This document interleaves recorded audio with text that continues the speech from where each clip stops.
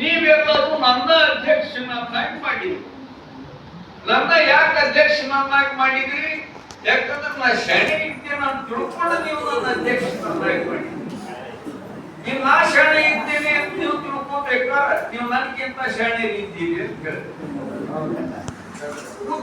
ಪ್ರೇಕ್ಷಕರಿಗೆ ನಮಸ್ಕಾರ ಮಾಡ್ತೀವಿ.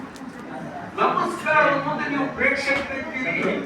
ಬೇದ್ರೆ ಬೇದ್ರೆ 4 ಮುಖಗಳು: ಮಾಸ್ತರ್ ಬೇಂದ್ರೆ, ಕವಿ ಬೇಂದ್ರೆ, ವಿಮರ್ಶಕ ಬೇಂದ್ರೆ, ಗೃಹಸ್ಥ ಬೇಂದ್ರೆ. ಒಮ್ಮೆ ಹಿಂಗೆ ಭಾಷಣ ಮಾಡ್ಕೋತ ನಿಂತಿದ್ದೆ. ನೀವ್ ಹೆಂಗ್ ಕುತ್ಕೊಂಡ್ರೆ ಕಾಲು ಹುಡುಗರು ಜನ ಎಲ್ಲ ಕುತ್ಕೊಂಡಿದ್ದೆ. ನಾನೇ ಹಿಂಗ ಬಹಳ ಹೊತ್ತಾಗಿತ್ತು. ಅದಕ್ಕೆ ನಾನೇ ಒಂದು ಪ್ರಶ್ನೆ ಕೇಳ್ತೇನೆ, ಉತ್ತರ ಹೇಳ್ರಿ. ಒಬ್ರು ಕೇಳ್ರಿ ಮಾಸ್ತರ್ ಅಂತ. ಬೆಳಗಾವಿ ಸಮೀಪದನ್ನು ಏನ್ ಚಂದ ಸಮೀಪ. ಇನ್ನೊಬ್ರು ಏನ್ರಿ ಮಾಸ್ತರ್ ಸಣ್ಣ ಹುಡುಗರು ಉತ್ತರ ಹೇಳುವಂತ ಪ್ರಶ್ನೆ ಇದು. ಬೆಳಗಾವಿ ಸಮೀಪದ ಚಂದ ದೂರ ಇದ್ದಾನ ಅಂತ. ನಾನೇ ಬರೋಬ್ಬರಿ ಬೆಳಗಾವಿ ಸಮೀಪದ ಚಂದ ದೂರ ಇದ್ದ. ಆದ್ರೆ ನನ್ನ ಮುಂದಿನ ಪ್ರಶ್ನೆ, ಚಂದ ದೂರ ಇದ್ರು ಕಾಣಿಸ್ತಾನ, ಬೆಳಗಾವಿ ಸಮೀಪ ಇದ್ರು ಕಾಣಿಸಂಗಿಲ್ಲ. ಇದಕ್ಕೇನಂತೀರಪ್ಪ? ನಾವು ಯಾವ್ದೊಮ್ಮೆ ಸಮೀಪದಾಗ ಅಂತ ತಿಳ್ಕೊತೀವಿ ಅವು ದೂರ ಅನಿಸ್ತಾವ. ಯಾವ ದೂರ ಅನಿಸ್ತಾವ ಅವು ಸಮೀಪದಾಗ. ನಿಮ್ಗೆಲ್ಲ ಗೊತ್ತಿದ್ದಂಗೆ ಇವತ್ತು ನಮ್ಮ ಧಾರವಾಡ ಬಹಳ ಪ್ರಸಿದ್ಧ. ಎದಕ್ಕದ ಹೇಳಿ, ಧಾರವಾಡ ಬೇಳೆಕ್ಕೆ ಬರೋದ್ರಿ. ಅಲ್ಲಿ 40 ವರ್ಷದ ಹಿಂದೆ ಧಾರವಾಡ ಬೇಳೆ ಪ್ರಸಿದ್ಧಿ ಇದ್ದಿದ್ದಿಲ್ಲ. ಧಾರವಾಡದೊಳಗೆ ಹುಸ್ತ ಆಸ್ಪತ್ರೆ ಅಂತ ತಿಳ್ಕೊಂಡು ಪ್ರಸಿದ್ಧಿ. ಅವಾಗ ಏನಾಗಿತ್ತಂದ್ರೆ ಧಾರವಾಡದೊಳಗೆ ಹುಸ್ತ ಆಸ್ಪತ್ರೆ ಏನು ಕಟ್ಟಿದ್ರು, ಅದ್ರ ಕಂಪೌಂಡ್ ಮಾಡಿ ಕಟ್ಟಿದ್ರು. ಬೇರೆ ಬೇರೆ ಊರಿನವ್ರು ಹುಚ್ಚರನ್ನು ತಂದು ಅಲ್ಲಿ ಹಾಕ್ತಿದ್ರು. ಕೂತ್ರಿ ಅಂತ ಬೇಕಾದ್ರೆ ಹಿಡಿಯಕ್ಕೆ. ಅವಾಗ ಒಂದು ಯುವಕ ಸಂಘದವ್ರು ನನ್ನ ಹತ್ರ ಬಂದ್ರು. ನೋಡ್ರಿ ಬೇರೆ ಮಾಸ್ತರ ಧಾರವಾಡದವ್ರು ಹುಚ್ಚ ಆಸ್ಪತ್ರೆ ಕಟ್ಟ್ಯಾರ, ಕಂಪೌಂಡ್ ಮಾಡಿ ಕಟ್ಟಿಲ್ಲ. ಹುಚ್ಚು ಎಲ್ಲಿ ಬೇಕಾದ್ರೆ ಹಿಡಿಯಕ್ಕ ಜನ ಹೆದರ್ಲಿಕ್ಕತ್ತಾರ. ಅದಕ್ಕೆ ನಾವು ಕಂಪೌಂಡ್ ಮಾಡಿ ಕಟ್ಟಿಸ್ಬೇಕು ಅಂತ ತಿಳ್ಕೊಂಡು ಎಲ್ಲರ ಕಡೆ ಹೋಗಿ 10 ರೂಪಾಯಿ ದೇಣಿಗೆ ಇಸ್ಕೊಂಬಂದು ನೀವು ಕೊಡ್ರಿ. ನಾವು ಒಳಗ್ ಹೋಗಿ 20 ರೂಪಾಯಿ ತಂದು ಕೊಟ್ಟೆ, ತಗೋತಮ್ಮ.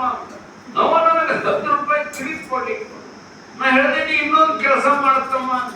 ಏನಿದೆ ಈಗೇನು 10 ರೂಪಾಯಿ ಇಸ್ಕೊಂಡ್ ಮಂದಿಯಲ್ಲ, ಅವ್ರ ಕಡೆ ಇನ್ನು 10 ರೂಪಾಯಿ ಇಸ್ಕೊಂಡು ಧಾರವಾಡಕ್ಕ ಒಂದು ಕಾಂಪೌಂಡ್ ಮಾಡಿ ಕಟ್ಟಿಸ್ಬಿಡು.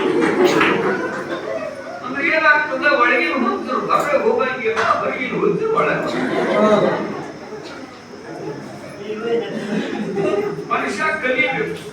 ಆಮೇಲೆ ದುಡಿದನ ಅನ್ನಕ್ಕನೆ ಸಿಗಂಗಿಲ್ಲ. ಅನ್ನಕ್ಕೆ ದುಡ್ಡು ಕೊಡೋದು. ದುಡ್ಡು ಬೇಕಾದ್ರೆ ದುಡಿಬೇಕು.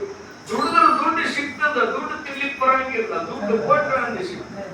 ಭಕ್ತಿ ಆದ್ಯತೆ ಹೆಚ್ಚನ ಯಾವುದನ್ನು ನಾವು ತಿನ್ಲಿಲ್ಲ ಅಂದ್ರೆ ನಮ್ಮ ತಿನ್ನೋದು ಅದೇ ಅಲ್ಲ. ಅಂದ್ರೆ ತಿನ್ನಪ್ಪ ಆಹಾರ ಸರಿಯಾಗಿ ಪಚನ ಆಗಲಿಲ್ಲ ಅಂದ್ರೆ ಬೇರೆ ಶುರು. ಅದ್ರ ನಮ್ಮ ದೇಶಕ್ಕೆ ಒಂದು ಬಹಳ ಕೆಟ್ಟ ರೂಢಿ.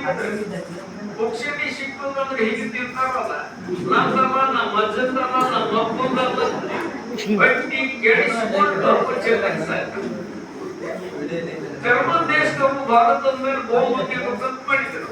ನಾವು ಮತ್ತೆ ಪಕ್ಕ ಬರೀಬೇಕಂತ ಮಾಡಿದ್ವಿ. ನೀವೇನ್ ದಯಮಾಡಿ ಗೋವಾಂತಿ ಮುಖದ ತ್ರಾಸ್ ತಗೊಳ್ಳಿ ಹೋಗ್ಬೇಡ್ರಿಪ್ಪ, ನಿಮ್ಮಲ್ಲಿ ಉಂಡಿ ಸ್ಟಾಕ್ ಇದ್ರೆ ಹೋಗಿರಿ ಅಂತ.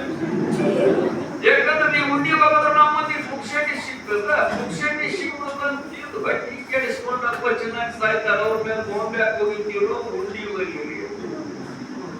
ನಮ್ ಧಾರವಾಡದೊಳಗೆ ಒಂದು ಟವರಕ್ಕೆ ಹೋಗ್ತದೆ. ಅದ್ರ ಮೇಲೆ ನಿಂತ್ಕೊಂಡು ಕಲ್ಲು ಹೊಡೆದ್ರೆ ಕನಿಷ್ಠ 3 ಕವಿಗಳ ತಲೆ ಹೊಡಿತದ ವಿಜಯ ಕವಿಗಳನ್ನ ತಲೆ ಹಾಕಿ ಹೊಡಿತದ. ಮ್ಯಾಲೆ ನಿಂತ್ಕೊಂಡು ಕಲ್ಲು ಹೊಡೆದ್ರೆ 3 ಯಾಕೆ ಒಂದು 100 ಮಂದಿ ತಲೆ ಹೊಡೆಯುವ ಶಕ್ತಿ ಕಾಣುವುದು. ಆದ್ರೆ ಕವಿಗಳಿಗೆ ಕಲಿ ಇರೋದ್ರಿಂದ ಹೊಡೆದದ್ದು ಗೊತ್ತಾಗ್ತದೆ, ಬೇರೆದವ್ರದ್ದು ಗೊತ್ತಾಗ್ತದೆ. ಈ ಒಬ್ಬರು ನಾನು ಕೇಳಿದ್ರು, ಒಳ್ಳೆ ಕೆಲಸ ಎಲ್ಲಿಂದ ಪ್ರಾರಂಭ ಮಾಡಬಹುದು?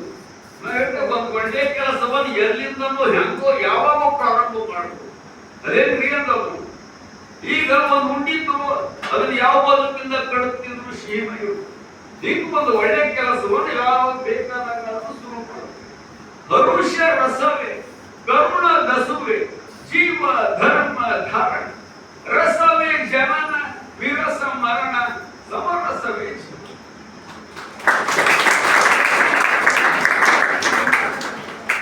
ನಾನು ಮೆಟ್ರಿಕ್ ಆದ ನಂತರ ನಾನು ಪುನಃ ಕಾಲೇಜಿಗೆ ಅಲ್ಲಿ ನನ್ನ ಆತ್ಮೀಯ ಗೆಳೆಯರಾದಂತಹ ಶ್ರೀಧರ್ ಖಾಗೋಳ್ಕರ್ ಅವರ ಕಡೆಯಿಂದ ಕವಿ ರವೀಂದ್ರನಾಥ್ ಟ್ಯಾಗೋರ್ ಅವರು ಒಂದು ಸಾಲು ನನ್ನ ಕೈಸಿ ಒಂದು ಪುಸ್ತಕ ಅದನ್ನು ಓದಿದ ಮೇಲೆ ನಾನು ಕನ್ನಡ ಬೇರೆ ಮನುಷ್ಯ ಆಯ್ತು.